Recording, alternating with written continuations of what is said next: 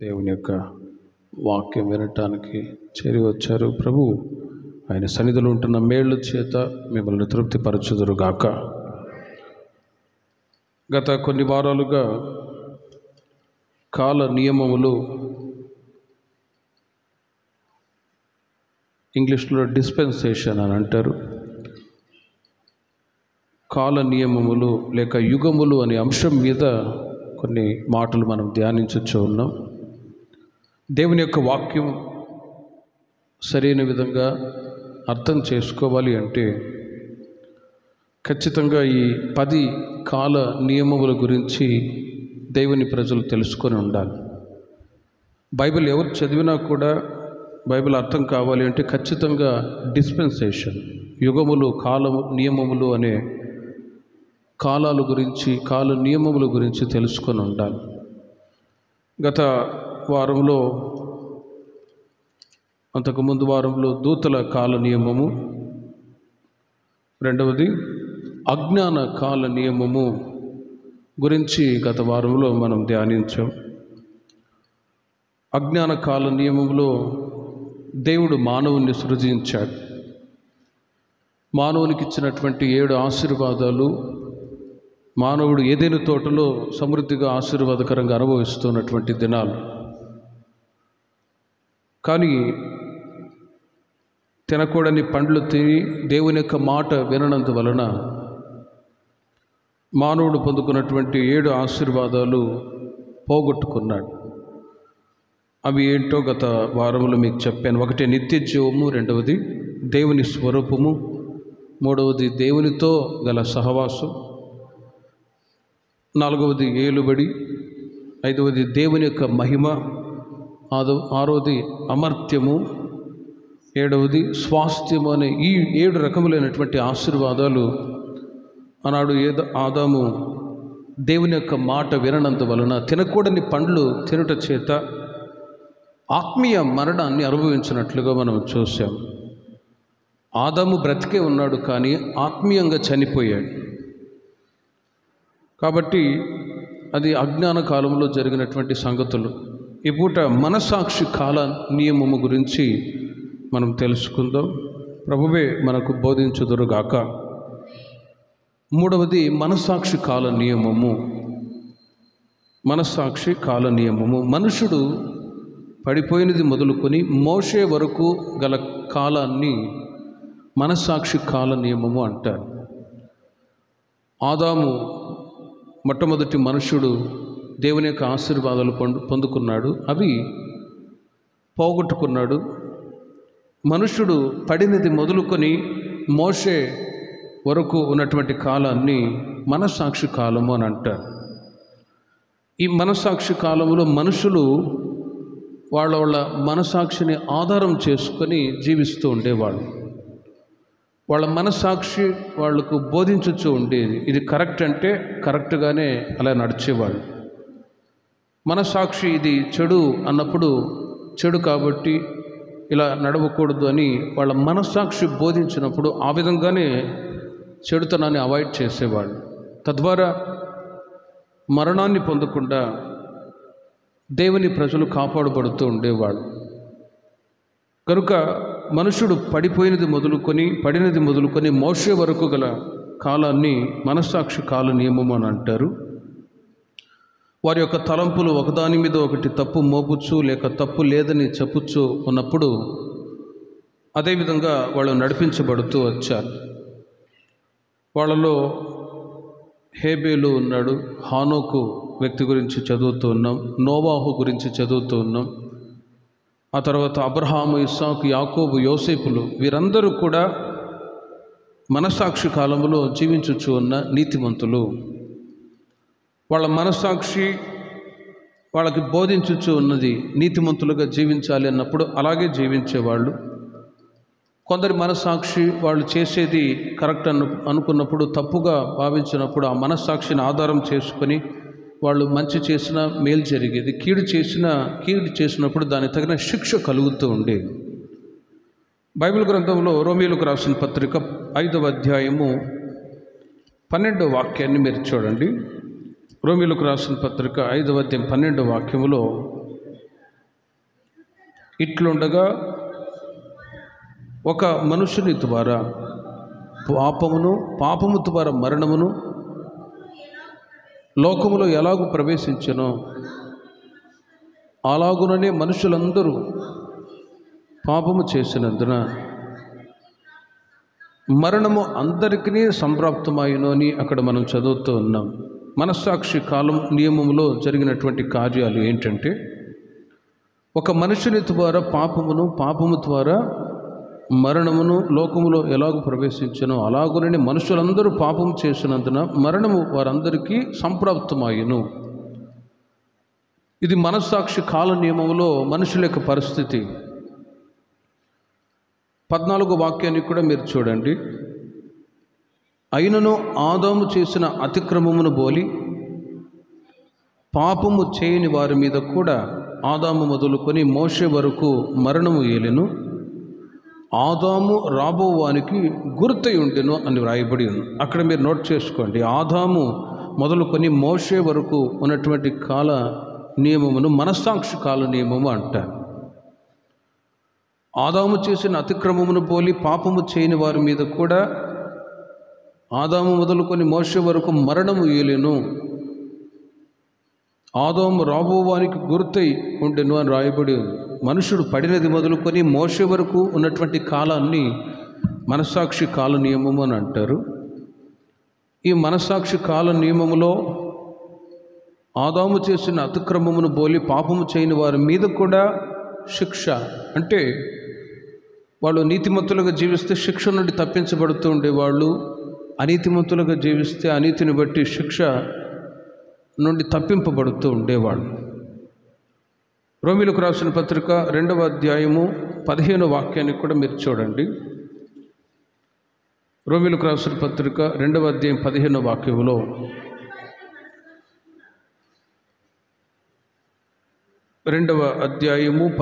వాక్యములో అట్టివారి మనస్సాక్షి కూడా సాక్ష్యం ఇచ్చుచుండగను, వారి తలంపులు ఒకదాని మీద ఒకటి తప్పు మోపుచు లేక తప్పు లేదని చెప్పుచుండగను, ధర్మశాస్త్ర సారము తమ హృదయముల యందు వ్రాయబడినట్టు చూపుచున్నారు. అక్కడ కూడా మీరు గమనించండి. మనస్సాక్షి కూడా సాక్ష్యం ఇచ్చుచుండగను, వారి తలంపులు ఒకదాని మీద ఒకటి తప్పు మోపుచు తప్పు లేదని చెప్పుచుండగను. ఉదాహరణకి బైబిల్లో మనం చూస్తూ ఉన్నాం, పేతురు గురించి చదువుతూ ఉన్నాం. పేతురు యేసుక్రీస్తుతో కూడా సంచరించిన వాడే, తిరిగిన వాడే, ప్రభు చేసినటువంటి అద్భుతమైన మహత్కార్యాలు ఎరిగిన వాడే. కానీ యేసు ఎవరో నాకు తెలియదు, నేను ఎరుగనని ముమ్మారు అబద్ధం ఆడాడు. ఆ తర్వాత ఏం జరిగిందంటే మనస్సాక్షి నేరారోపణ చేసింది. యేసు ప్రభు ఆయనను ఎరుగను అని నేను ముమ్మారు అబద్ధం ఆడాను కదా అని మనస్సాక్షి నేరారోపణ చేసింది. యేసు ప్రభు ఎవరో తెలుసు, అయినా కూడా నేరారోపణ చేసినప్పుడు మనస్సాక్షి గద్దించింది. నువ్వు యేసు ప్రభువుని ఎరుగవని ముమ్మారు అబద్ధమాడి ఉన్నావు కదా అన్నప్పుడు పేతురు ప్రక్కకు వెళ్ళి ఏడ్చి విలపించి బాధపడి మనస్సాక్షిని మరలా ఆయన పరిశుద్ధపరుచుకున్నాడు. దేవునికి మహిమ కలుగును గాక. మరి ఒకవైపు ఇస్కరియోతు యూదా కూడా ఉన్నాడు. ఆయన మనస్సాక్షి కూడా నేరారోపణ చేసింది. యేసు క్రీస్తు వారిని 30 వెండి నాణ్యాలకి శిలువ మరణానికి అప్పచెప్పారు. ఇస్కరియోతు యూదా మనస్సాక్షి కూడా నేరారోపణ చేసింది. అయినా కూడా మనస్సు ఏం చెప్పింది? నేను చేసేది కరెక్ట్ అని మనస్సాక్షి హృదయాన్ని కఠినపరుచుకున్నందువలన సాతానుగాడు ఇదిగో ఉరి వేసుకొని చచ్చిపోని చెప్పాడు. ఆ విధంగా వెళ్ళిపోయి ఉరి వేసుకొని చనిపోయాడు. కాబట్టి మనస్సాక్షి కాల నియమములో మనస్సును ఆధారం చేసుకొని బ్రతుకుతూ ఉండేవాళ్ళు. మనస్సాక్షి గురించి ఉదాహరణ మాత్రమే మీకు చెప్పాను. పేతురు, ఇస్కరియోతు యూదా గురించి. మనస్సాక్షి యేసుక్రీస్తుని ఎప్పుడైతే మనం సొంత రక్షకునిగా అంగీకరించి బాప్తిసం తీసుకొని దేవుని మందిరానికి వచ్చి దేవుని యొక్క వాక్యాలు విని ఆత్మీయంగా ఎదుగుతూ ఉంటామో, ఆ సమయంలో మనస్సాక్షి అనేది ప్రతి ఒక్కరికి దేవుడు అనుగ్రహిస్తాడు. హల్లెలూయా. మనస్సాక్షి ఉన్నప్పుడు ఇది మంచి చెడు అనేటువంటి ఒక అవగాహన దేవుని ప్రజలకు ప్రత్యక్షపరచబడుతుంది వాక్యము ద్వారా. తద్వారా దేవుని ప్రజలైన వాళ్ళు మనస్సాక్షిని పరిశుద్ధపరుచుకుంటూ తమ జీవితంలో వచ్చిన బలహీనతలన్నీ ఎవరికి వాళ్ళు సరిచేసుకుంటూ పరిశుద్ధపరుచుకుంటూ దేవుని యొక్క రాకడకై సిద్ధపడాలి. మనస్సాక్షి కాల నియమములో మనుషులు వాళ్ళ మనస్సాక్షిని ఆధారం చేసుకొని బ్రతుకుతూ జీవిస్తూ ఉండేవాళ్ళు. ధర్మశాస్త్రం అనేది అప్పుడు ఇంకా ఇవ్వబడలేదు. మనస్సాక్షి కాలంలో వాళ్ళ మనస్సాక్షి ఏదైతే చెప్తుందో ఆ విధంగానే వాళ్ళు నడిపించబడుతూ ఉండేవాళ్ళు. ధర్మశాస్త్రం అనేది వాళ్ళకి ఇవ్వబడలేదు. మరి ఆ రోజుల్లో జీవించిన భక్తులు ఎవరు అని బైబిల్లో మనం గమనిస్తే మునుపు మీతో చెప్పినట్లుగా నోవాహు ఉన్నాడు, హేబేలు అనే భక్తుడు ఉన్నాడు, హానోకు గురించి చదువుతూ ఉన్నాం. అబ్రహాము, ఇస్సాకు, యాకోబు, యోసేపులు కూడా ఉన్నారు. మోషే వరకు మరి ఒకసారి మీకు చెప్తాను, మీరు ఆలకించండి. మనుషుడు పడినది మొదలుకొని మోషే వరకు గల కాలాన్ని ఏమంటారు? మనస్సాక్షి కాల నియమం. మీరు దేవుని చిత్తమైతే మీకు అర్థం అవ్వాలి అంటే ఖచ్చితంగా ప్రతి ఒక్కరు ఆదికాండం చదివి బైబిల్ స్టడీలో పాలు పొందండి. ఇంకా మీకు దేవుని యొక్క వాక్యాలు అర్థమవుతాయి. ఆదికాండం రాబోయే రోజుల్లో ఆదికాండంలో ఉంటున్న విషయాలు ఎక్కువగా మీతో చెప్తాను. దేవుని చిత్తమైతే ఒక 1 year 2 yearsలో బైబిల్ మొత్తం కంప్లీట్ చేసేటట్లుగా ఆదికాండం గ్రంథాన్ని మీరు చదువుకొని వస్తే ఇంకా మీకు అర్థమవుతాయి. ఆదికాండం 1వ అధ్యాయము నుండి మీరు సమయం ఉన్నప్పుడల్లా మీరు దేవుని యొక్క వాక్యాన్ని చదవండి. వాక్యములో ఉంటున్న దీవెనలన్నీ కూడా నా దేవుడు మీకు సమృద్ధిగా దయచేయుదురుగాక. గనుక మనస్సాక్షి కాల నియమములో జీవించినటువంటి నోవాహు గురించి ఈ పూట కొన్ని మాటలు మీకు తెలియచేస్తాను. మనస్సాక్షి కాలములో నివసించినటువంటి నోవాహు గురించి కొన్ని విషయాలు మీకు తెలియచేస్తాను. ఆదికాండం 8వ అధ్యాయము 4వ వాక్యములో, 7వ నెల 7వ దినమున ఓడ అరారాతు కొండల మీద నిలిచెను. చాలు గమనించండి, అక్కడ మనస్సాక్షి కాలములో నివసించినటువంటి నోవాహు గురించి ఈ పూట మీకు బైబిల్ స్టడీ తెలియజేస్తున్నాను. నోవాహు గురించి తరచుగా దేవుని యొక్క వాక్యాలు ఆయా సందర్భాల్లో మనం ధ్యానిస్తూ ఉంటాం. నోవాహు ఆయన కుటుంబం జలప్రళయం నుండి తప్పించబడి ఓడ 7వ నెల 17వ దినమున ఓడ అరారాతు కొండల మీద నిలుచెను రాయబడి. అరారాతు కొండ అనే మాటకి ఆత్మీయ అర్థం ఏంటంటే విశ్రాంతి స్థలము, విశ్రాంతి భూమి, విశ్రాంతి గల భూమి అని అర్థం. ఆత్మీయంగా అది పరలోక పట్టణానికి గుర్తయి ఉన్నదండి. పరలోక పట్టణానికి గుర్తయి ఉన్నది, విశ్రాంతి గల స్థలం. 7వ నెల 17వ దినమున ఓడ అరారాతు కొండల మీద నిలుచెను రాయబడి ఉంది. నోవాహు, అతని యొక్క భార్య, పిల్లలు మొత్తం 8 మంది వాళ్ళు ఓడలో ఉన్నారు. ఓడ అరారాతు కొండల మీద నిలుచెను. దేవుని ప్రజలైన మనము కూడా ఈ లోకము నుండి పరలోక పట్టణానికి చేరవలసినటువంటి దేవుని ప్రజలు. ఒక రోజున మనము కూడా ఈ లోకాన్ని విడిచిపెట్టి పరలోక పట్టణానికి వారసులుగా ఉండటానికి వెళ్ళబోతూ ఉన్నాం. మనం వెళ్ళేటువంటి స్థలం ఏది అనేది ముందుగానే ఈ లోకంలో ఉన్నప్పుడే మనం తెలుసుకొని ఉండాలి. విశ్రాంతి భూమి, విశ్రాంతి గల స్థలానికి మనం వెళ్ళబోతూ ఉన్నాం. హల్లెలూయా. ప్రియమైన వారలారా, క్రీస్తును అంగీకరించి బాప్తిసం తీసుకొని ఒక మంచి ముగించుకున్న దేవుని ప్రజలు కనుమూసిన తర్వాత వాళ్ళు విశ్రాంతి స్థలానికి వెళ్తారు. ఆనాడు 7వ నెల 17వ దినమున ఓడ అరారాతు కొండల మీద నిలుచును అని రాయబడి ఉంది. అరారాతు కొండ అనే మాటకి విశ్రాంతి గల భూమి. 116వ కీర్తన 7వ చరణాన్ని మీరు చూడండి. కీర్తనాకారుడు ఒక మాట అంటాడు, నా ప్రాణమా యెహోవా నీకు క్షేమము విస్తరింపచేసి ఉన్నాడు, తిరిగి నీ విశ్రాంతిలో ప్రవేశింపుము అనే ఒక మాట. నా ప్రాణమో యెహోవా నీకు క్షేమం విస్తరింపచేసి ఉన్నాడు, తిరిగి నీ విశ్రాంతిలో ప్రవేశించుము. మనిషి పుట్టినది మొదలుకొని కనుమూసేంత వరకు ఈ లోకములో ముఖ్యముగా క్రీస్తును అంగీకరించిన ఆ రోజు నుండి దేవుని యొక్క సమాధానం మన హృదయంలో దేవుడు అనుగ్రహిస్తూ వచ్చాడు. ఆ సమాధానాన్ని, విశ్రాంతిని దేవుని ప్రజలైన మనం కాచుకుంటూ రావాలి. అందుకే మత్తయి సువార్త 11:28 వాక్యం, 11:28 వాక్యములో, నా యొద్దకు రండి, నేను మీకు విశ్రాంతిని ఇస్తానన్నాడు. దేవుని ప్రజలైన మీరు ప్రభు దగ్గరికి ఎప్పుడైతే వచ్చారో ఆ రోజు నుండి డివైన్ పీస్, దైవికమైన సమాధానం మీ హృదయములలో దేవుడు అనుగ్రహిస్తూ వచ్చాడు. ఆ విశ్రాంతిని కాపాడుకుంటూ రావాలి. ఎప్పటి వరకు అంటే నిత్య విశ్రాంతిలో మనం చేరేంత వరకు దేవుని ప్రజలు దేవుడిచ్చిన సమాధానాన్ని కాచుకొందురుగాక. లోతుగా వాక్యాన్ని ధ్యానిస్తే దేవుని ప్రజలైన వాళ్ళు సమాధానాన్ని, విశ్రాంతిని ఎప్పుడు పోగొట్టుకుంటారు? యెషయా గ్రంథంలో రాయబడి ఉంది, దుష్టులకు నెమ్మది ఉండదు అనే మాట రాయబడి ఉంది. దేవుని ప్రజలకు సమాధానం ఇచ్చాడు. లోకంలో ఉంటున్న ప్రజలు కూడా సమాధానం పొందాలని, నా యొద్దకు రండి, నేను మీకు విశ్రాంతిని ఇస్తానన్నాడు. కానీ ఆ విశ్రాంతి లోక సంబంధమైన ప్రజలు పొందటానికి క్రీస్తు దగ్గరికి రావట్లేదు. కొన్ని సందర్భాల్లో క్రీస్తును వెంబడిస్తున్న దేవుని ప్రజల జీవితాల్లో కూడా సమాధానం లేదు అని చెప్తూ ఉంటారు. దానికి గల కారణం ఏంటంటే, వాక్యం చెప్తుంది, దుష్టులకు నెమ్మది ఉండదు.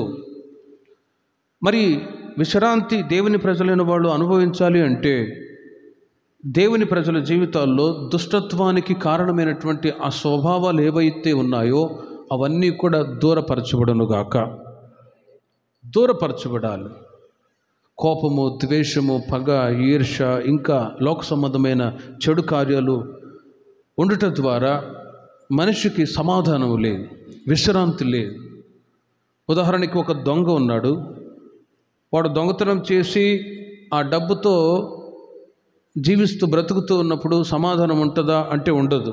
ఎప్పుడో ఒకసారి పోలీసు వాళ్ళకు దొరుకుతానేమో అని అసమాధానంతోనే బ్రతుకుతాడు. నెమ్మది అనేది ఉండదు.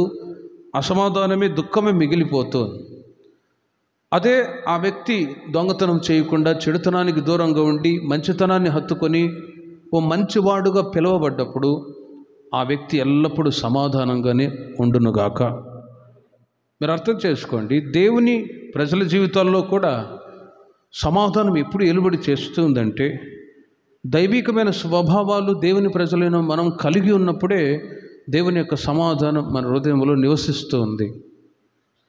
కాబట్టి నిత్య విశ్రాంతిలో దేవుని ప్రజలైన మనం చేరాలి. అరారాతు కొండల మీద మీరు, మీ కుటుంబ సభ్యులందరూ కూడా ఒక రోజున చేర్చబడాలి అంటే, ఈ లోకంలో ఉన్నప్పుడే నోవాహులో ఉన్నటువంటి ఆ దైవికమైన స్వభావంలో మనం కూడా కలిగి బ్రతుకుదుముగాక.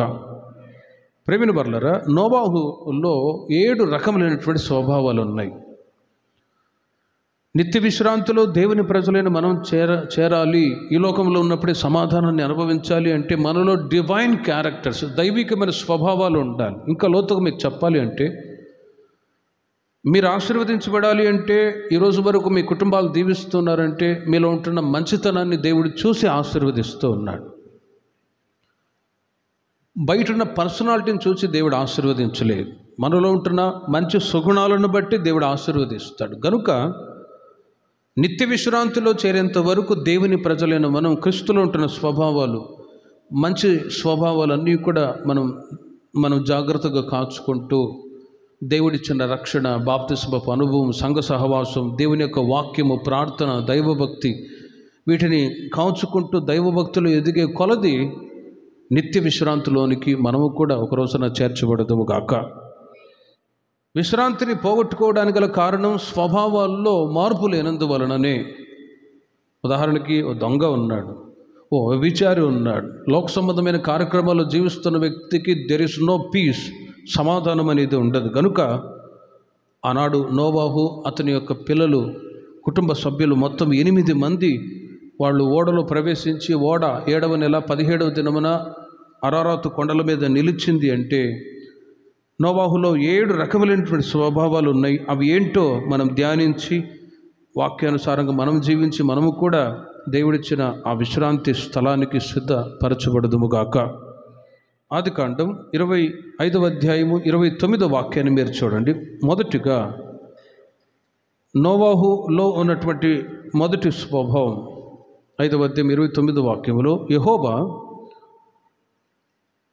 భూమిని యెహోవా శపించినందువలన కలిగిన మన చేతుల కష్ట విషయములోను మన పని విషయములోను ఇతడు మనకు నెమ్మది కలుగజేయుననుకొని అతనికి నోవాహు అని పేరు పెట్టెను. ఆదికాండం 5వ అధ్యాయం 9వ వాక్యములో ఆ మాటను చదువుతూ ఉన్నాం. ఆదికాండం 5వ అధ్యాయం 29వ వాక్యములో, భూమిని యెహోవా శపించినందువలన కలిగిన మన చేతుల కష్టం విషయంలోను మన పని విషయంలోను ఇతడు మనకు నెమ్మది కలుగజేయుననుకొని నోవాహు అని పేరు పెట్టెను. ఫుట్నోట్లో మీరు చూడండి, నోవాహు అనే మాటకి నోవాహు అనగా నెమ్మది అని అర్థం. నెమ్మది లేక ఆదరించువాడు. వారి యొక్క తల్లిదండ్రి ఎప్పుడైతే ఆ పేరు పెట్టారో అదేవిధంగా నోవాహు దినాల్లో తన కుటుంబ సభ్యులందరూ కూడా నెమ్మదిగా ఉండగలిగారు. దేవుడు చెప్తూ ఉన్నాడు, జలప్రళయం వచ్చి భూమిని నాశనం చేయబోతుంది, మీ చెడుతనాన్ని విసర్జించండి అంటే ప్రజలు వాళ్ళ జీవితాల్లో మార్పు పొందట్లేదు. కానీ నోవాహు అతని యొక్క కుటుంబీకులందరూ వారి యొక్క తల్లిదండ్రి ఆ పేరుని బట్టి ఆ పేరు పెట్టినట్లుగానే నెమ్మదిగా వాళ్ళు బ్రతుకుతూ ఉన్నారు. మీరు గమనించండి, భూమిని యెహోవా శపించినందువలన కలిగిన మన చేతుల కష్ట విషయంలోను మన పని విషయంలోను ఇతడు మనకు నెమ్మది కలుగజేయును అనుకొని ఆదాము ద్వారా యెహోవా భూమిని శపించాడు. అవ్వ ఆదాము శాపగ్రస్తులైపోయి ఏదైనా తోటలో నుండి వెలివేయబడ్డారు. ఆ రోజు నుండి దుఃఖము, కన్నీళ్లు, వేదన మనిషి జీవితంలో ప్రారంభమైంది.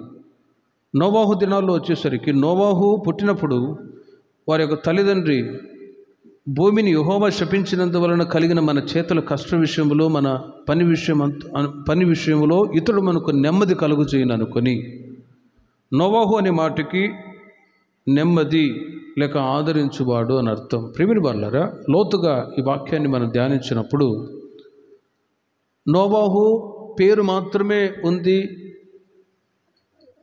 ఆ పేరుకు తగినట్టుగా కూడా తాను ఈ లోకములో జీవిస్తూ వచ్చాడు. పేరు, కొందరు పేర్లు కూడా ఉంటాయి. మీ పేర్లు ఏంటో మీరు ఆలోచించండి. అప్పుడప్పుడు చెప్తూ ఉంటాను, పేరు శాంతమ్మ అని ఉంటుంది. ఆ పేరుకు తగినట్టుగా ఆమె శాంతం ఉండరు. ఎగ్జాంపుల్, కొందరు పేరు మాత్రం యేసుదాసు అని పేరు పెట్టుకుంటారు. చెడు అలవాట్లు అన్నీ ఉంటాయి. అప్పుడు పేరన్నా మారాలి, ఊరన్నా మారాలి. పేరుకు తగినట్టు క్రియలు కూడా మన జీవితంలో ఉండునుగాక.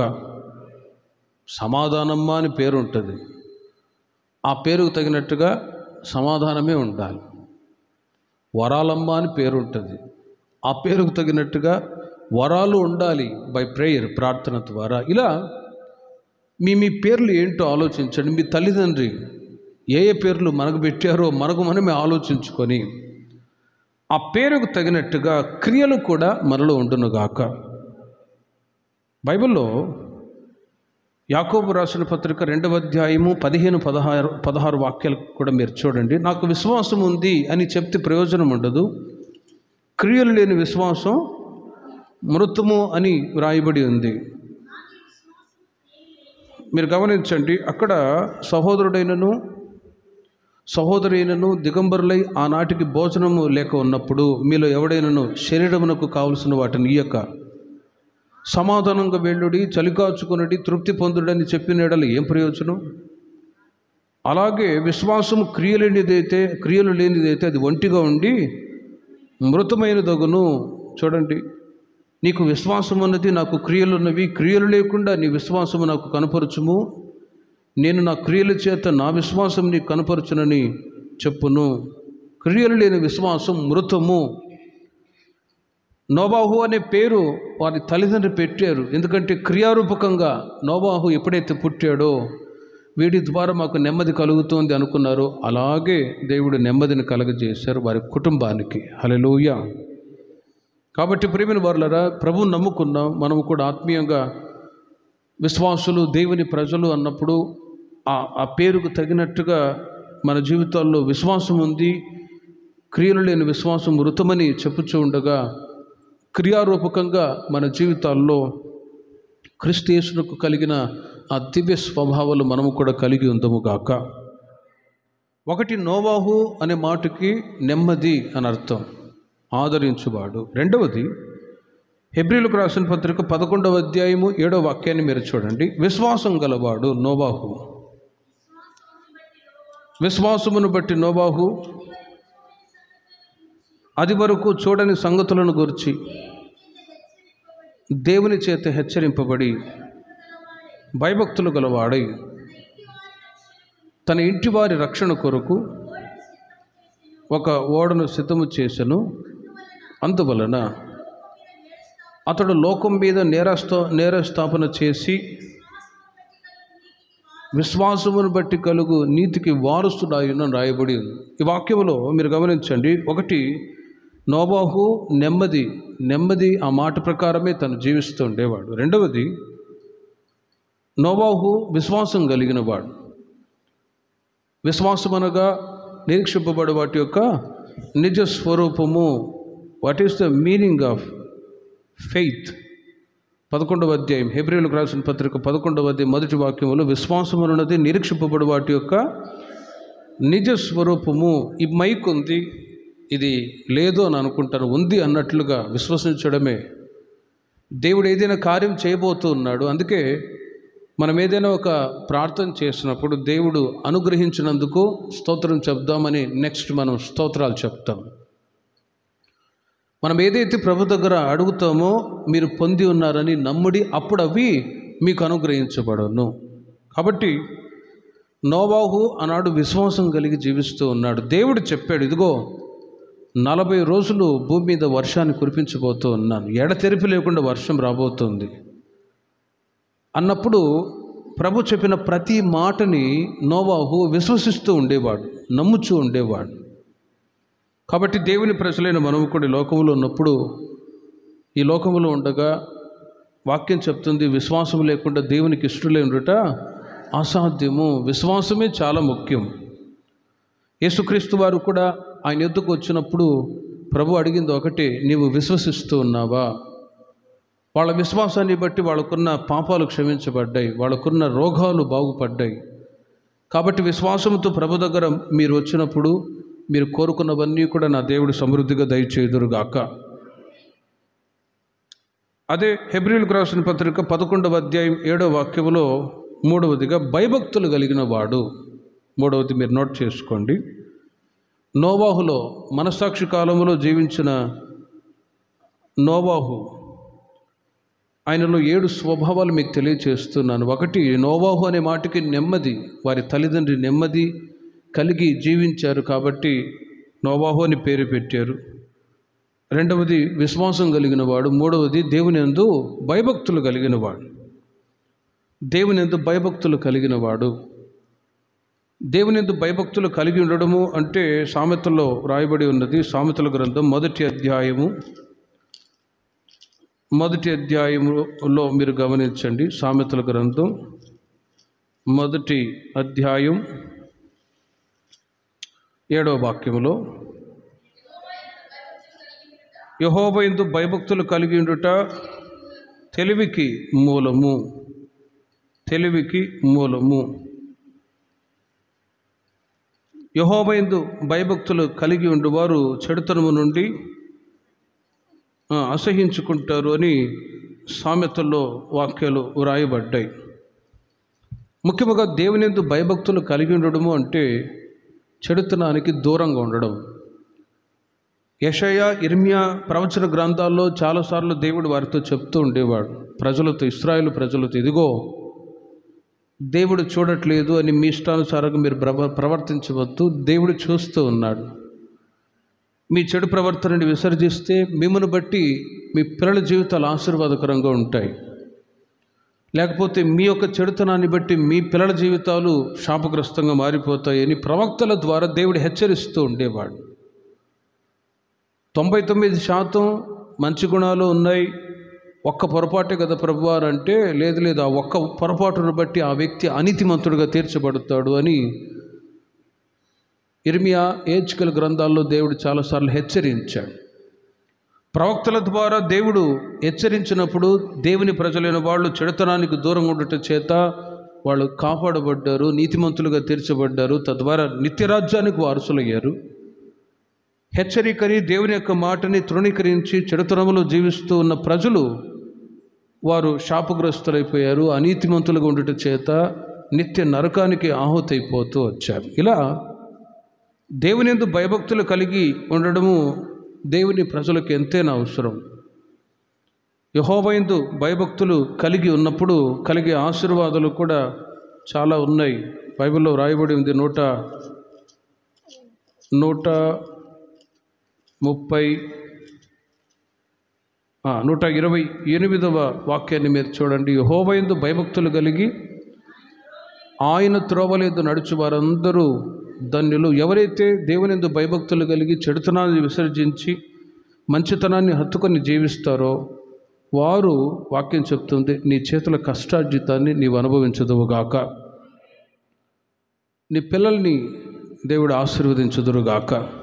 ఇలా ఆశీర్వాదాలు ఒక్కొక్కటిగా పిల్లల్ని నీవు చూచెదవు అని దేవుని యొక్క ఆశీర్వాదాలు కూడా వ్రాయబడ్డాయి. లోతుగా బైబిల్లో మనం చదివితే నోవాహు ఆనాడు దేవుని యందు భయభక్తులు కలిగి జీవిస్తూ ఉన్నాడు. ప్రజలందరూ కూడా తినుచు త్రాగుచు పెళ్లి చేసుకొనుచు పెళ్లికిచ్చుచు విచ్చలవిడిగా జీవిస్తూ ఉన్న దినాల్లో విచ్చలవిడిగా జీవిస్తూ ఉన్నారు. కానీ నోవాహు మాత్రం ఎక్కడా చెడుతనానికి చోటు ఇవ్వకుండా తాను, తన భార్య, పిల్లలు మొత్తం 8 మంది వాళ్ళు భయభక్తులు కలిగి ఫియర్ ఆఫ్ ది లార్డ్, దేవునికి భయపడి వాళ్ళు జీవిస్తూ ఉండేవాడు. దేవుని యందు భయభక్తులు కలిగి ఉండడము అనేది చాలా ముఖ్యమైనది. ప్రకటన గ్రంథం 21వ అధ్యాయము 8వ వాక్యములు మీరు గమనించినట్లయితే అక్కడ రెండవ మరణంలో పాల్పొందే వాళ్ళు ఎవరు అని ఒక లిస్ట్ రాయబడి ఉంది. అందులో పిరికివారును, అవిశ్వాసులను, అసహ్యులను, నరహంతకులను, వ్యభిచారులను, మాంత్రికులను, విగ్రహారాధికులను, అబద్ధికులందరూ అగ్ని గంధకములతో మండు గుండములో పాలు పొందుదురు. ఇది రెండవ మరణము అని ఆ రెండవ మరణములో పాలు పొందే వాళ్ళ లిస్టు రాయబడి ఉంది. అందులో మొదటిగా పిరికివారు. భయము భక్తి కలిగి ఉండడం దేవుని ప్రజల జీవితాల్లో ముఖ్యమైనది, తద్వారా ఆశీర్వాదాలు ఉంటాయి. భయం, బైబిల్లో లోతుగా మనం ఆలోచిస్తే భయం అనేది రకరకాలుగా ఉంటాయి. కొందరికి చీకటిని చూస్తే భయం, కొందరికి సమస్యలు వచ్చినప్పుడు భయం, అవి ఒకటైతే మరొక విధంగా కొందరు మారు మనసు పొందటానికి భయపడతారు. రెండవది బాప్టిజం తీసుకోవటానికి భయపడతారు, ప్రభుతో కూడా నడవటానికి భయపడతారు. అట్టివారు పిరికివారు ప్రియమైన వారలారా, రక్షణ అనేది ఎవరికో భయపడి కాదు. ఆ మధ్య ఒక సహోదరి స్టూడెంటు మందిరానికి వచ్చేది, ఆ తర్వాత పెళ్ళయింది, వాళ్ళ భర్తకి మారు మనసు లేదు. ఆ సహోదరి మందిరానికి రావాలంటే భర్త అభ్యంతరకరంగా ఉన్నాడు. ఆ సహోదరి అంటది, అన్న చర్చికి మా ఆయన పంపించాడు, కానీ వాళ్ళ హస్బెండ్ డ్యూటీకి వెళ్ళంగానే ఆ సహోదరి బైబిల్ చదువుకుంటుంది, పాటలు పాడి ప్రార్థన చేసుకుంటుంది. కన్వీనియంట్గా లేని పరిస్థితుల్లో ఇక భర్తకి ఇష్టం లేదులే అని ఆ సహోదరి కూడా లోక సంబంధమైన అనుభవాలకు చోటిచ్చి ఉన్నట్లయితే నశించిపోయే పరిస్థితి. కానీ వ్యక్తిగతంగా మీకు ఇచ్చిన సొంత రక్షణని, ఆత్మీయ అనుభవాలన్నీ కూడా ప్రతి ఒక్కరూ కాచుకుందాము గాక. ప్రేమిల వారలారా, ఆ మధ్య ఒక పుస్తకంలో ఒక ఉదాహరణ చదివాను. ఒక చోట జరిగిన సంగతి అది.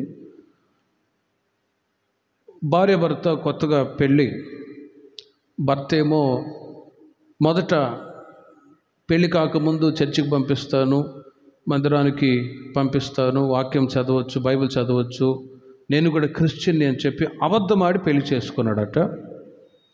పెళ్ళైన తర్వాత చర్చి, ప్రార్థన, వాక్యాన్ని నిషేధించాడు. పొరపాటున వాక్యం చదవకూడదు, బైబిల్ చదవకూడదు అని.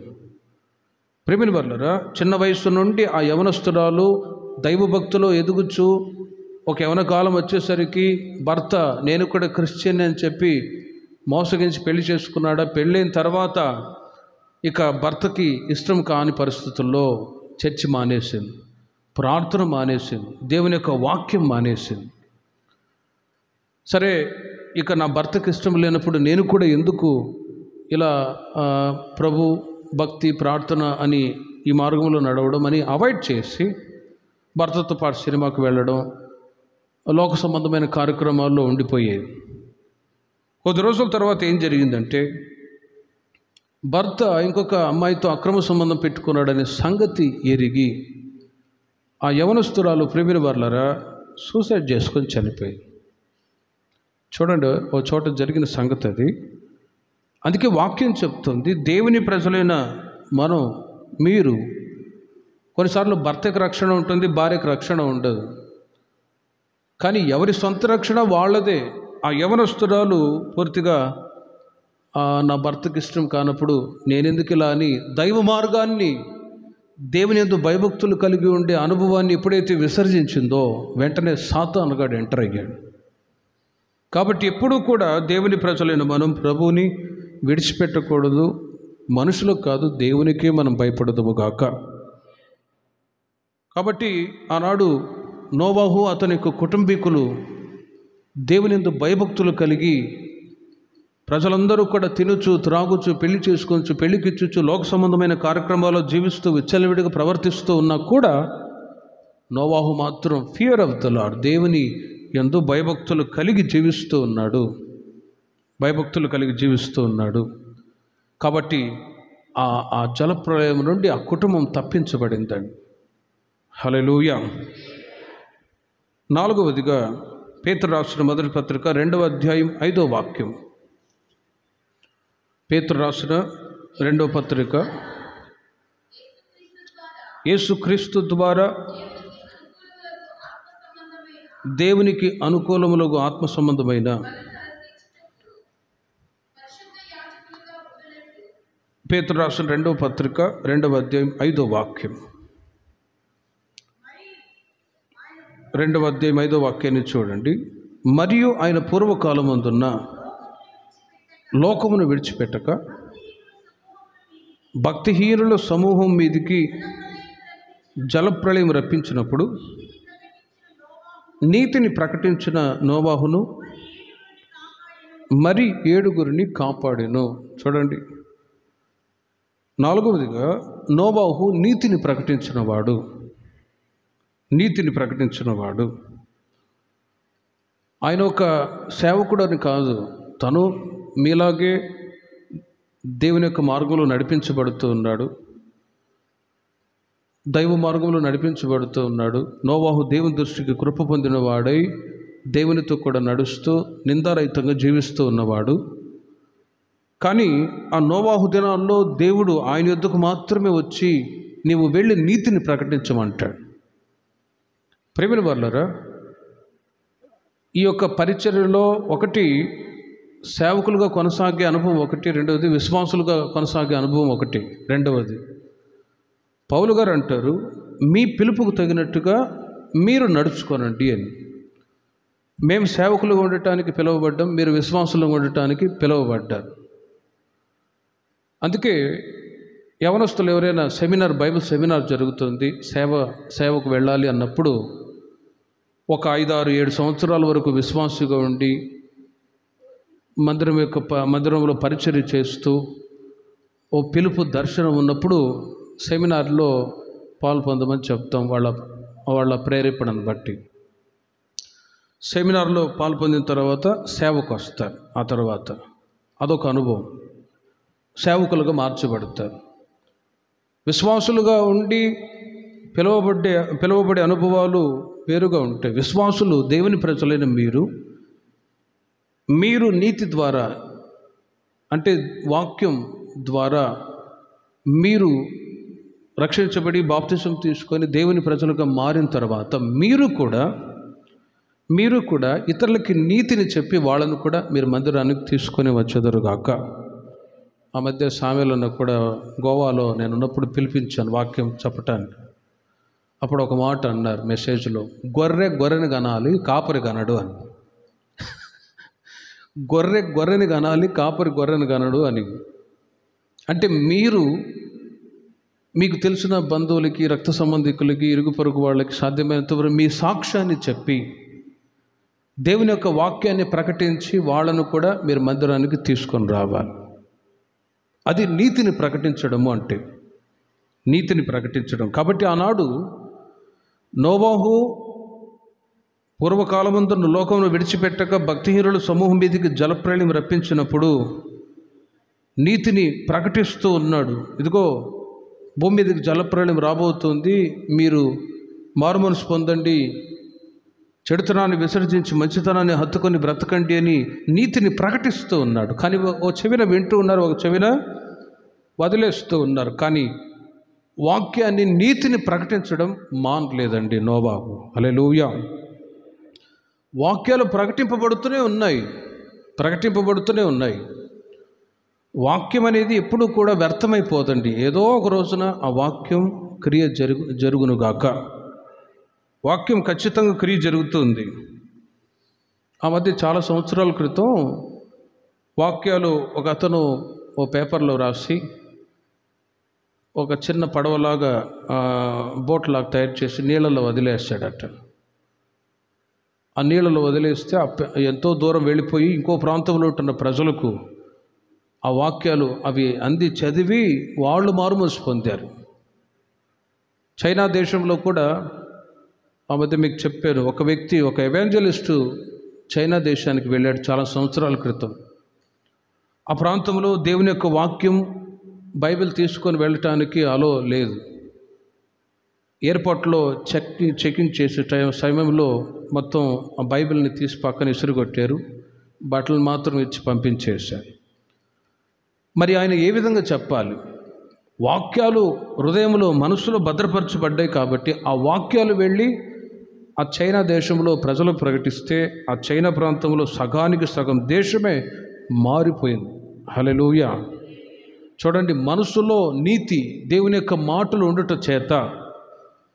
కాబట్టి దేవుని ప్రజలైన మీకు ఇచ్చిన రక్షణని, మీకు ఇచ్చిన దైవికమైన అనుభవాలు సాధ్యమైనంత వరకు మీ బంధువులకి, రక్త సంబంధికులకి, వారికి కూడా దేవుని యొక్క సువార్తను ప్రకటించి మీరు వారికి సాక్షులుగా ఉందరుగాక.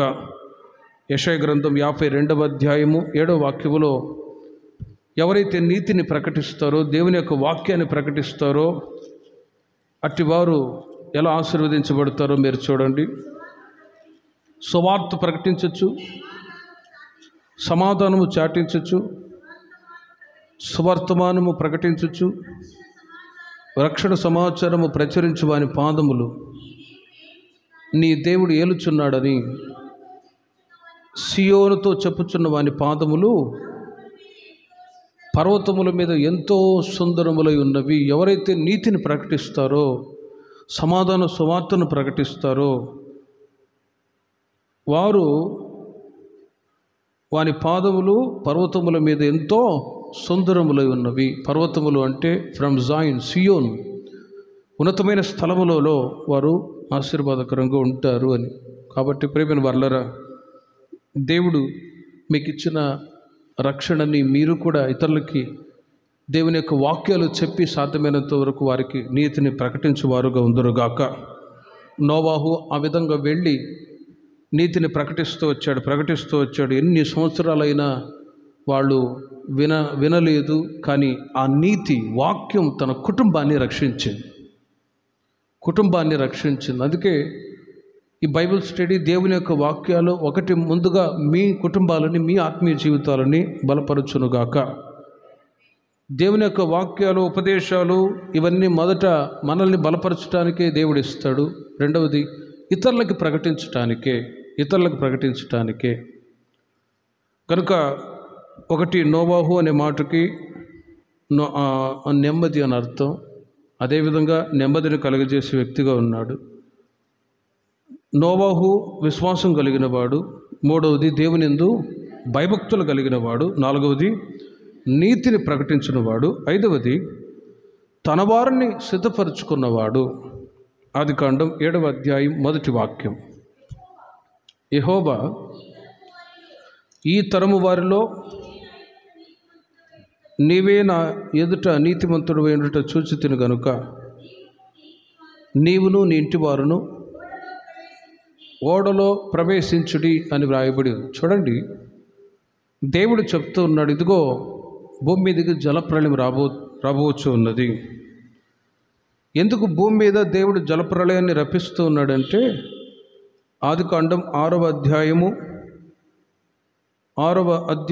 5వ వాక్యములో చూడండి, నరుల చెడుతనం భూమి మీద గొప్పదనియు వారి హృదయం యొక్క తలంపులలోని ఊహ అంతయు ఎల్లప్పుడూ కేవలము చెడ్డదనియు. చూడండి, దేవుడు చూచి ఊరికే ఉంటాడా? ఇటు ప్రజలు భూమి మీద ఉండకూడదు, దేవుడు మనిషికి స్వచిత్తాన్ని ఇచ్చి దానిని ఆధారం చేసుకొని విచ్చలవిడిగా ప్రవర్తించమని కాదు, కానీ నీతిమంతులుగా పవిత్రులుగా ఉండాలని సృష్టిస్తే వీళ్ళు నడిచే తలంపులు, వాళ్ళ ఆలోచనలన్నీ ఊహ యావత్తు కేవలం చెడ్డదిగా ఉండేట చూచి అందుకే మత్తయి సువార్తలో కూడా నోబాహు దినాల్లో జరిగినట్టుగా మనుష్య కుమారుని దినములలో కూడా జరుగును అని యేసుక్రీస్తు వారు చెప్పినట్లుగా, ఆ రోజుల్లో జరిగినట్లుగా ఈ రోజుల్లో కూడా అలాగే జరుగుతుంది.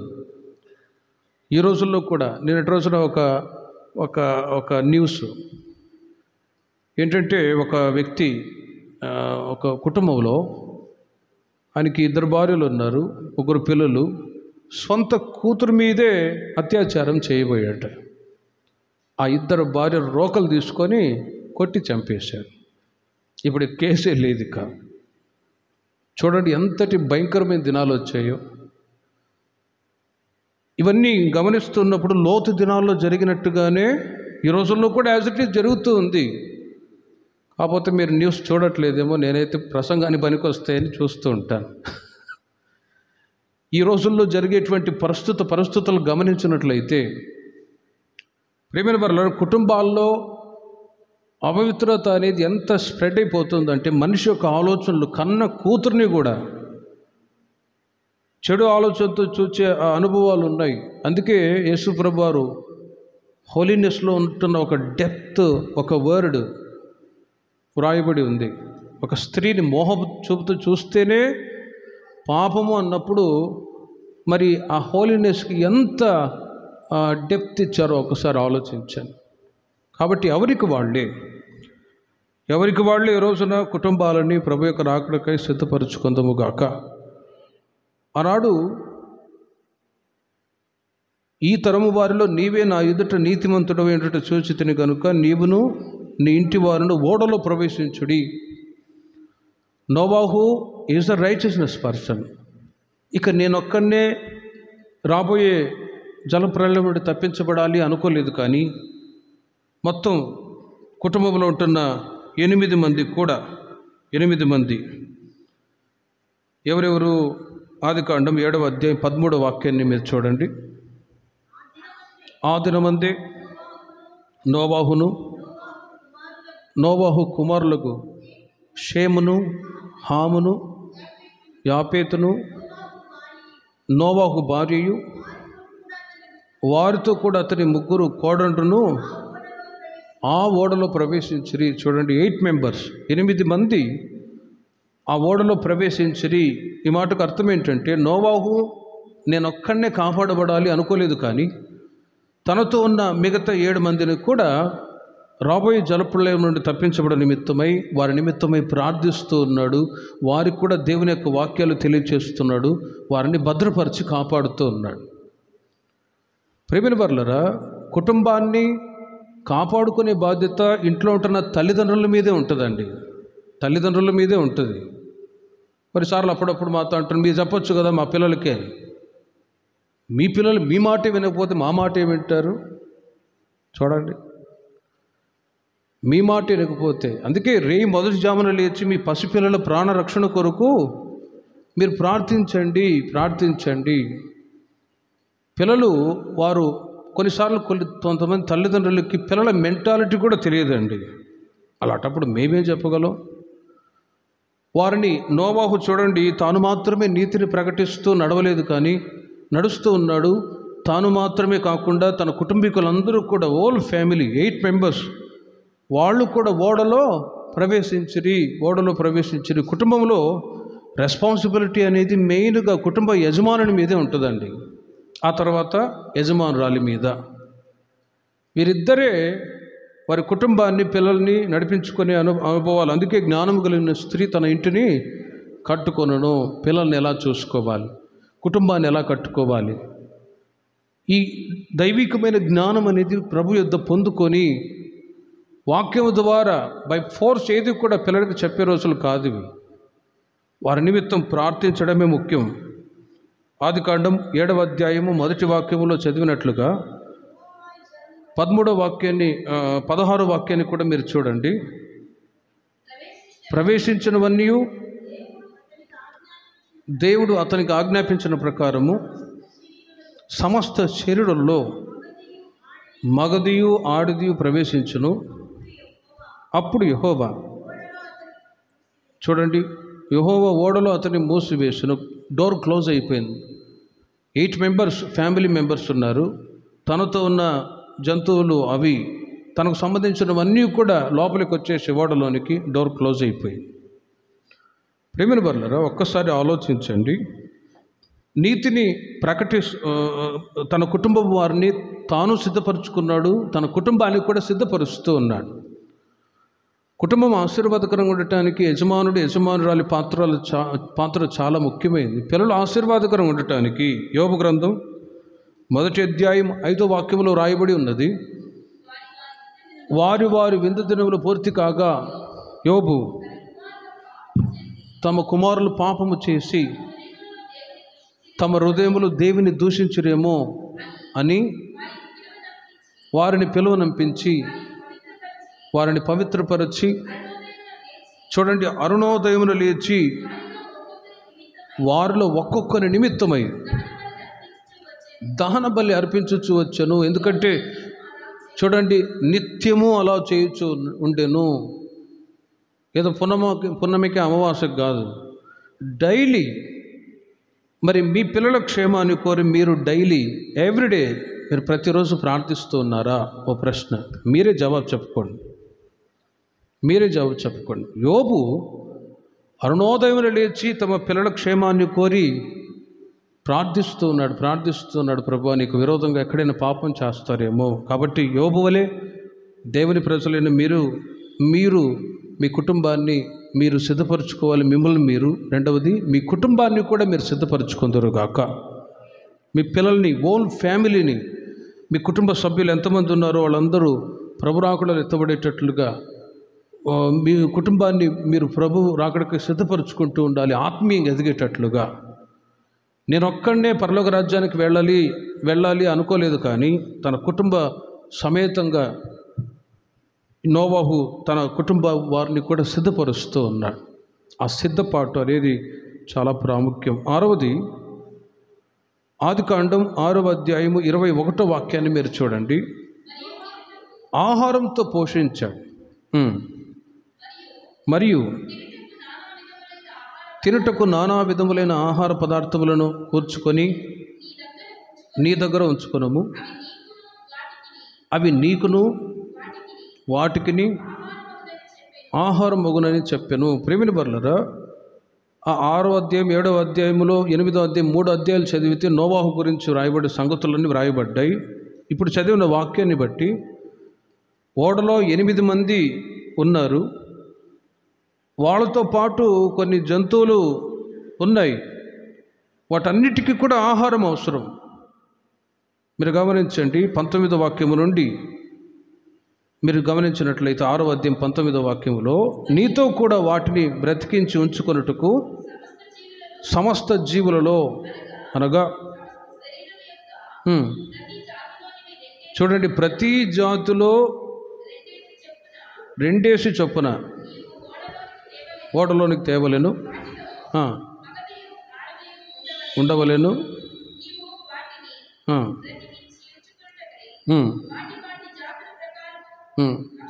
పక్షుల్లోను జంతువులలోను నేలను ప్రాకు వాటన్నిటిలోనూ ప్రతి జాతిలో చూడండి, వీటన్నిటికీ దేవుడు అంటాడు ఆహారాన్ని సిద్ధపరచుకో. ఎలా సాధ్యమండి? ఒక్క పూట మీరు భోజనం రెడీ చేసుకొని తయారు చేసుకోవాలంటే ఎంత తిప్పలు పడతారు అని నేను ఒక్కనే వండాను అన్నారు. ఎంత ప్రయాసం చూడండి, ఎంత కష్టం. ఒక పూట అన్నం వండాలి, మరలా ఉదయం టిఫిన్ రెడీ చేసుకోవాలి, మరలా సాయంత్రం లంచ్ రెడీ చేసుకోవాలంటే ఎంత ప్రయాస. కానీ నోవాహు, ఆయన కుటుంబం 8 మంది కుటుంబ సభ్యులు, ఆయనతో పాటు ఈ జంతువులు, ఇవన్నిటిని కూడా వాటికి ఆహారం. How it possible? ఎలా సాధ్యం? మత్తయి సువార్త 6వ అధ్యాయం 26వ వాక్యములో ఆకాశ పక్షులను పోషించే దేవుడు, 6వ అధ్యాయం 26వ వాక్యం, ఆకాశ పక్షులను చూడుడి, అవి విత్తవు, కోయవు, కొట్లలో కూర్చుకొనవు, అయినను మీ పరలోకపు తండ్రి వాటిని పోషించుచున్నాడు, మీరు వాటికంటే బహుశ్రేష్ఠులు కారా? ప్రేమిల వర్లరా, ఆనాడు నోవాహు కుటుంబాన్ని, అక్కడ ఉంటున్నటువంటి సమస్త జంతువులని, ప్రాకు పురుగులని దేవుడు పోషించాడంటే, ఆకాశ పక్షులను పోషించే దేవుడు ఆయన మిమ్మల్ని, మీ పిల్లల్ని కూడా నా దేవుడు పోషించుదురుగాక. బై ఫెయిత్, విశ్వాసం అంతే. ప్రభు పోషిస్తాడు అనే ఒక విశ్వాసం. వెళ్ళు, వాటన్నిటినీ నువ్వు ఓడలో చేర్చుకో. జతలుగా వెళ్ళిపోయాయి. వాటి ఆహారం ఎక్కడ అని చింత చేయలేదు. అందుకే ఆహారాన్ని గురించి కానీ, వస్త్రాల గురించి కానీ, రేపటి గురించి కానీ మీరు చింత చేయవద్దు. మీరు పరలోక రాజ్యాన్ని, నీతిని మొదట వెతుకుడి, అప్పుడు అవన్నీ మీకు అనుగ్రహింపబడును గాక. ప్రతి సాయంత్రం మీరు దేవుని వెతికి ఇలా ప్రార్థనలో చేరి, ఫస్ట్ ప్రిఫరెన్స్ మీ లైఫ్లో ప్రభువుకి, ప్రభు సన్నిధికి, వాక్యానికి, దేవుని యొక్క దైవభక్తికి మీరు సంబంధించిన అనుభవాలు ఉండి చూడండి. భౌతికంగా ఆశీర్వాదాలు అడక్క మునిపి నా దేవుడు మీకు అనుగ్రహించుదురుగాక. మీరు వెతుకుచూ ఉన్నారు కానీ దొరకట్లేదు. ఎందుకంటే ప్రభువుని కాకుండా లోకాన్ని వెతికి వెళ్ళిపోతూ ఉన్నారు. అందుకే యేసయ్య అంటాడు, మీరు క్షయమగు ఈ ఆహారం కొరకు కాదు, అక్షయమగు ఆహారం కొరకు మీరు వెదకుడి అని అంటాడు. అంటే ప్రేమిల వర్లరా, దేవుని ప్రజలైన మనం దేవుని యొక్క సన్నిధికి రావడం, ప్రార్థనలో దైవభక్తికి ఫస్ట్ ప్రిఫరెన్స్ ఇస్తూ, మరలా మీ పనులకు మీరు వెళుతూ, యేసయ్య లేనిది మనం ఏమీ కూడా చేయలేము కనుక పరలోక రాజ్యాన్ని, నీతిని మొదట వెతుకుతూ ఉంటే మీ కుటుంబాల్లో ఆహార సమృద్ధిగా ప్రభు దయచేదురుగాక.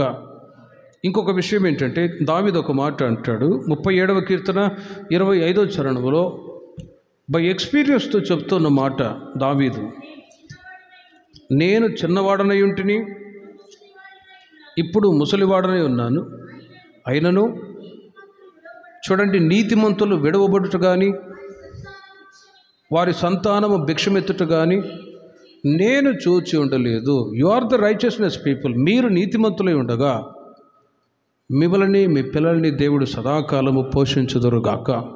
కరువు అనేది ఉండదండి, కరువు అనేది ఉండదు. కాబట్టి నీతిమంతులుగా ఉండే అనుభవాన్ని కాచుకుంటూ రావాలి. మత్తయి సువార్తలో చెప్పినట్లుగా విశ్వాసంతో దేవుని యొక్క రాజ్యాన్ని, నీతిని మనం వెతుకుతూ ఉన్నప్పుడు, ఆనాడు నోవాహు కుటుంబాన్ని పోషించిన దేవుడు మిమ్మల్ని, మీ పిల్లల్ని కూడా నా దేవుడు పోషించుదురుగాక. మీరు గమనించండి, ఎంతకాలం వరకు పోషించాడు అంటే, ఆదికాండం 8వ అధ్యాయము 4వ వాక్యములో 7వ నెల 17వ దినం మొదలుకొని, ఆదికాండం 8వ అధ్యాయము 13, 14 వాక్యాలు మీరు తర్వాత చదువుకోనండి. 601వ సంవత్సరం మొదటి నెల తొలి దినమున నీళ్లు భూమి మీద నుండి ఇంకిపోయిను అనే మాటలు రాయబడ్డాయి. అప్పుడు క్యాలిక్యులేషన్ చేస్తే, మరి లెక్కలు వచ్చిన వాళ్ళు మీరు క్యాలిక్యులేషన్ చేసి చూసుకోండి, దగ్గర ఒక సంవత్సరం వరకు, సంవత్సరం పైనే ఎక్కువగానే దేవుడు పోషిస్తూ వచ్చాడు. కనుక 6వదిగా ఆహారంతో దేవుడు తన కుటుంబాన్ని పోషిస్తూ వచ్చాడు. లోతుగా వాక్యాన్ని ధ్యానించినప్పుడు మనుషుడు రొట్టె వలన మాత్రం కాదు, దేవుని నోటి నుంచి వచ్చే ప్రతి మాట వలన బ్రతుకును అని వ్రాయబడ్డట్టు, భౌతికంగా ఆహారం దేవుడు మీ కుటుంబాల్లో ఇచ్చే కొలది ఆత్మీయ ఆహారము చేత దేవుని వాక్యము చేత మీరు మీ పిల్లలు నిత్యము పోషింపబడుదురుగాక. అందుకే బైబిల్ స్టడీ కూడా ఏర్పాటు చేయబడింది. ఆదికాండం 7వ అధ్యాయం 5వ వాక్యములో చివరిగా దేవుడు ఆజ్ఞాపించినది యావత్తు చేస్తూ వచ్చాడు. ద విల్ ఆఫ్ గాడ్, దేవుని యొక్క చిత్తమే చేస్తూ వచ్చాడు నోవాహు. ఆదికాండం 7వ అధ్యాయం 5వ వాక్యములో తనకు యెహోవా ఆజ్ఞాపించిన ప్రకారము చూడండి, నోవాహు యావత్తు చేసెను. దేవుడు చెప్పినట్లుగానే. ఒకటి, నోవాహు అనే మాటకి నెమ్మది. రెండవది, విశ్వాసం కలిగినవాడు. మూడవది, దేవునియందు భయభక్తులు గలవాడు. నాలుగవది, నీతిని ప్రకటించినవాడు. ఐదవది, తన వారిని సిద్ధపరుచుకున్నవాడు. తాను సిద్ధపడ్డాడు, తన వారిని కూడా సిద్ధపరుచుకున్నాడు జలప్రలయం నుండి తప్పింపబడ నిమిత్తమై. ఆరవది, ఆహారంతో పోషిస్తూ వచ్చాడు. ఏడవది, దేవుడు ఆజ్ఞాపించినది యావత్తు చేసెను. ఏం చేశాడు? ప్రేమిని వర్లరా 6వ అధ్యాయం 15వ వాక్యములో మొదటిగా 14వ వాక్యం నుండి మీరు గమనిస్తే, ఒక ఓడను సిద్ధపరచమని చెప్తే, చితీసారకపు మ్రానుతో నీ కొరకు ఓడను చేసుకొనము, అరలు పెట్టి ఆ ఓడను చేసి లోపటను వెలుపటను దానికి కీలు పూయవలను.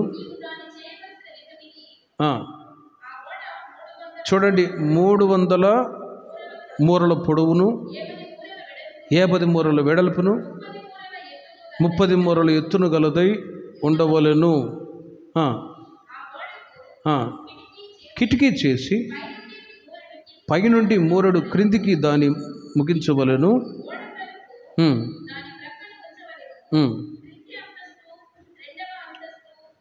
చూడండి, క్రింది అంతస్తు, 2వ అంతస్తు, 3వ అంతస్తు గలదిగా దాన్ని చేయవలెను. చాలు.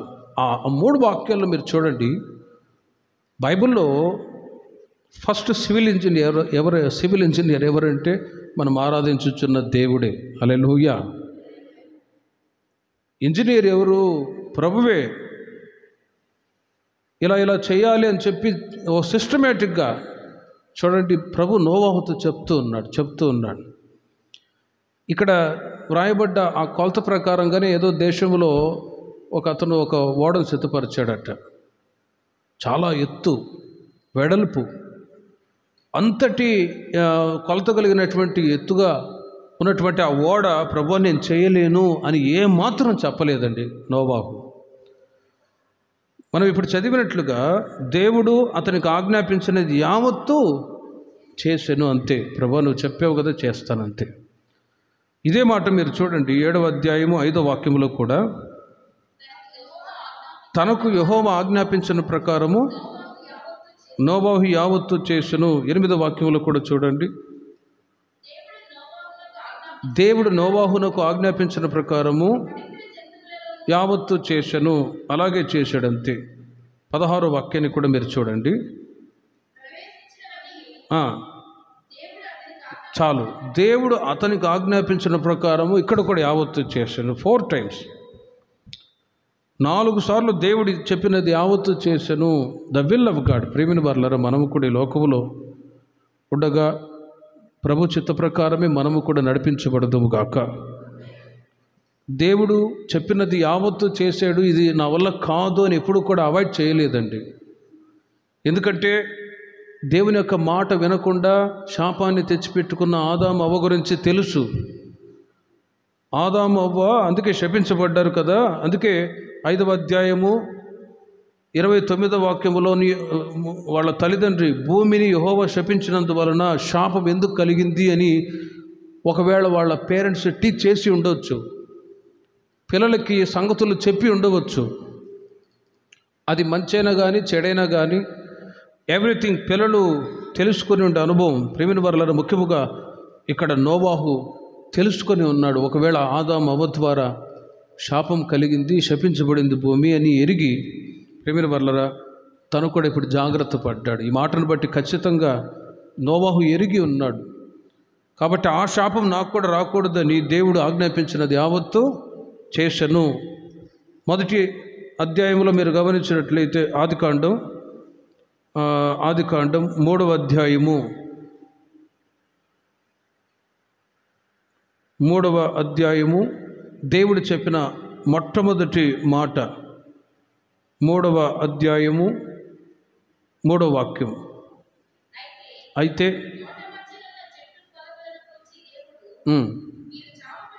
చూడండి, మీరు చావకుండానట్లు వాటిని తినకూడదనియు వాటిని ముట్టకూడదనియు చెప్పెను. ఇది ఫస్ట్ ఆజ్ఞ.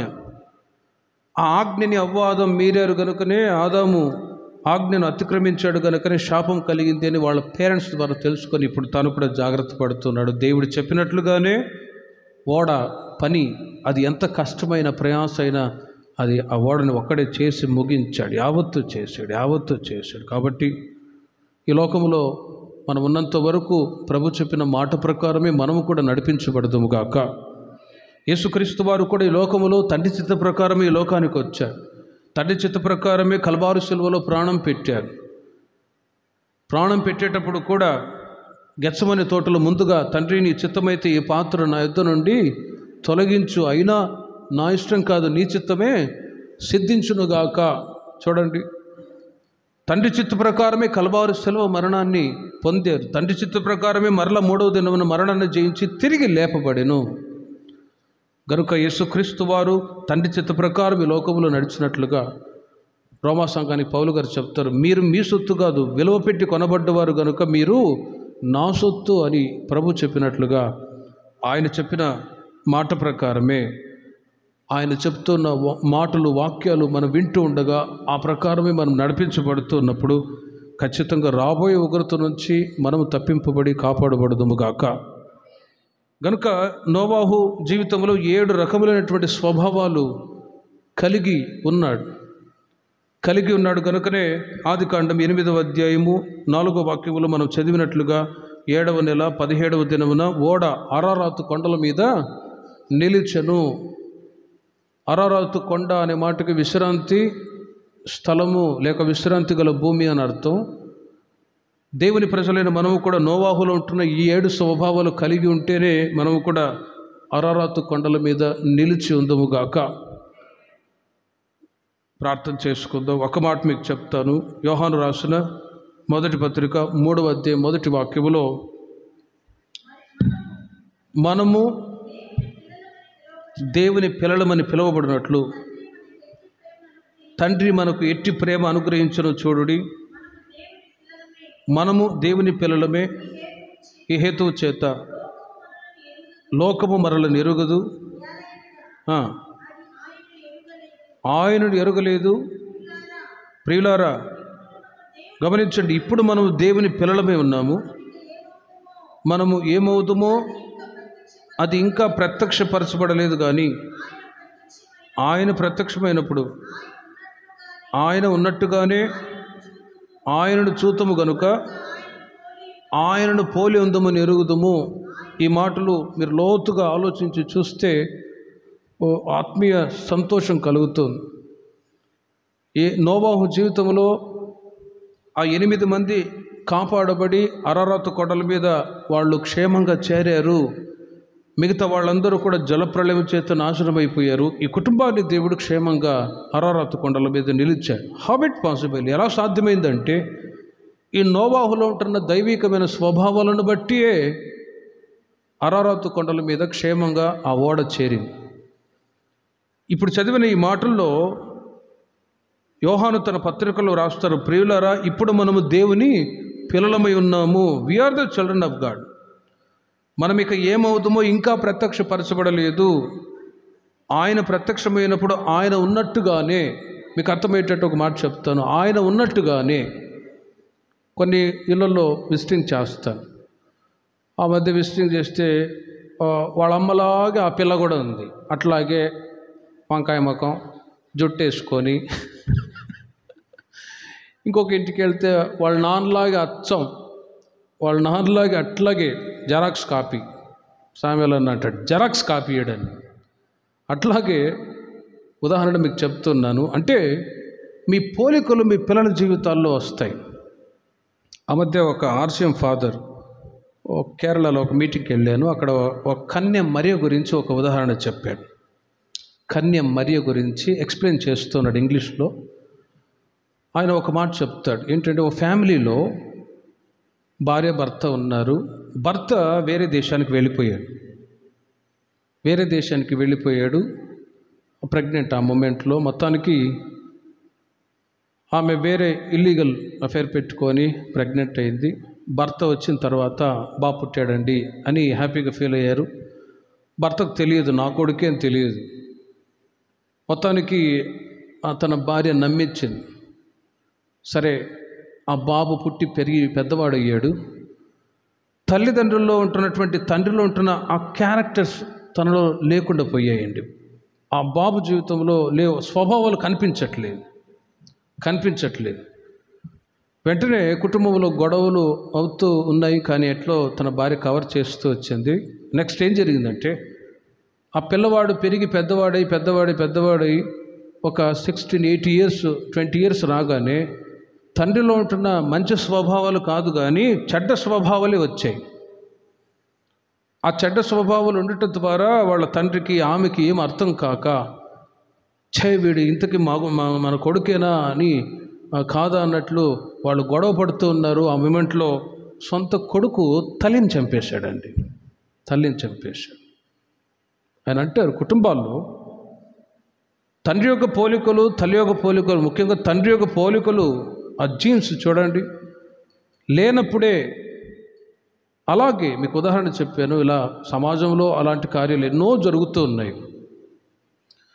ఈ పిల్ల నా కుమార్తె కాదు, వీడు నా కుమారుడు కాడు అని పోట్లాడి చిన్నపిల్లలను కూడా నేలకేసి కొట్టిన వాళ్ళు కుటుంబాల్లో ఉన్నారు.